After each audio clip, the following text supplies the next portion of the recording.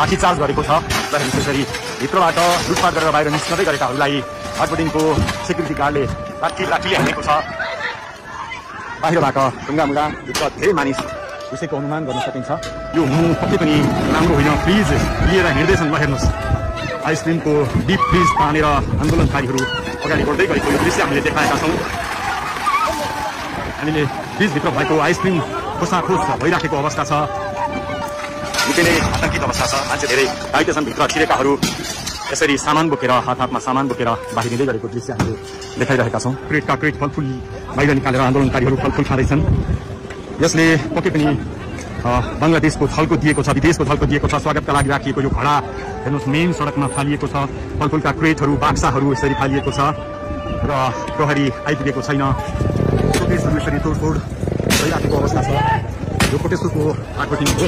हेर्नुहोस्, फलफुलहरू यहाँ देख्न सकिन्छ। मानिसहरू सामान बोक्दै भाग्दै दौडिँदै गरेको अवस्था देख्न सकिन्छ। साँच्चै बङ्गलादेशको थलको यति बेला प्रोटेस्टको भाटबटिङमा देख्न सकिन्छ। दर्शकवृन्द, आगो लगाइदिए भनेर यहाँ आन्दोलनकारीहरू कराइरहेका छन्। माथि ढुङ्गा प्रहार भइराखेको छ।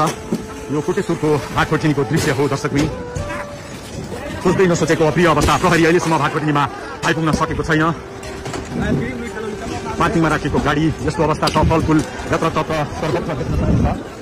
हेर्नुहोस्, अगाडिपट्टि थुप्रो मात्रामा उपस्थित युवाहरू आन्दोलनकारीहरूको उपस्थिति देख्न सकिन्छ। प्रहरी लगभग निष्क्रिय अवस्थामा प्रहरीले यो क्षेत्रलाई आफ्नो नियन्त्रणमा राख्न सकेको छैन।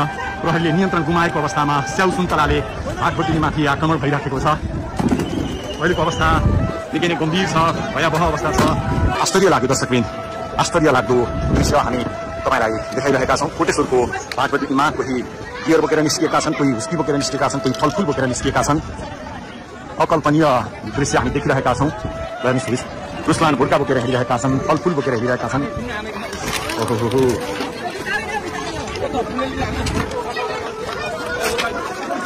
भाटबटिङमा लुटपाट मचिरहेको छ। यो दुःखद दृश्य हो। व्यवसायी सुरक्षित छैन। दुर्गा व्यवसायीले भन्थे यहाँ कोही सुरक्षित छैन। आज नेपालकै सबैभन्दा ठुलो प्रतिष्ठित व्यावसायिक घराना हो भाटबटिङ सुपर मार्केट। यो पनि लुटपाटको शिकार भएको छ, निशानामा परेको छ। मानिसहरू भागदौड गरिरहेका छन्। यसले निकै गम्भीर सङ्केत गरेको छ।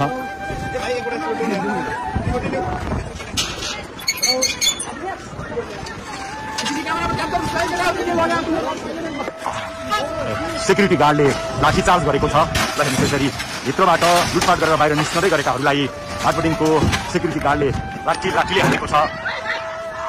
बाहिरबाट ढुङ्गामुङ्गा भित्र धेरै मानिस घुसेको अनुमान गर्न सकिन्छ।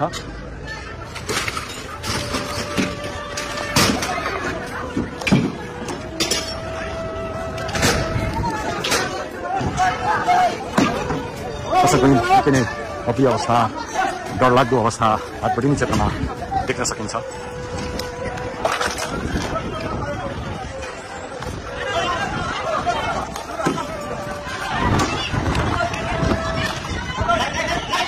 महँगो गाडी पजेरो फुटेको छ। पैसा स्वेट गर्ने स्वेट मेसिन गाडीहरू निकालेको देख्न सकिन्छ। निकै नै आतंकित अवस्था छ। मान्छे धेरै बाहिर छन्। भित्र छिरेकाहरू यसरी सामान बोकेर हातमा सामान बोकेर बाहिरिँदै गरेको दृश्य हामीले देखाइरहेका छौँ।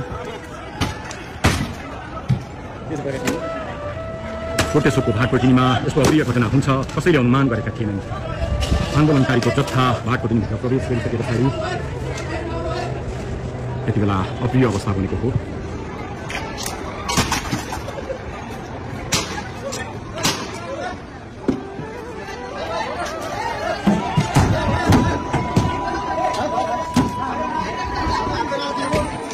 आन्दोलनकारीहरू अझ बढी सशक्त बन्दै भाटबटिङभित्र प्रवेश गर्दैछन्।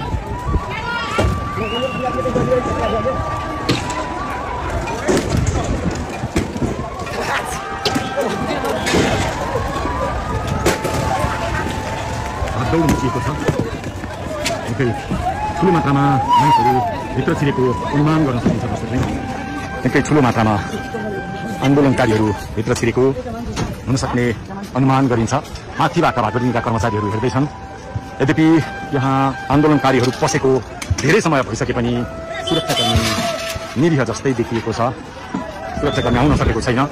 कोटेश्वरको भाटबर्डिनी क्षेत्र तनावग्रस्त अवस्था छ। यसले निकै ठुलो र गम्भीर सन्देश दिएको छ। राष्ट्र गम्भीर क्षणमा गम्भीर सङ्कटमा पसेको प्रमाणित भएको छ। दर्शकवृन्द, प्रहरी निकै अगाडि छ, तर थोरै मात्रै अगाडि छ, 500 मिटर अगाडि छ प्रहरी। यसतर्फ आउन आँट गरिरहेको छैन प्रहरीले पनि। कतै आन्दोलनकारीहरूसँग डराएको हो कि भन्ने सङ्केत यहाँ हुन्छ।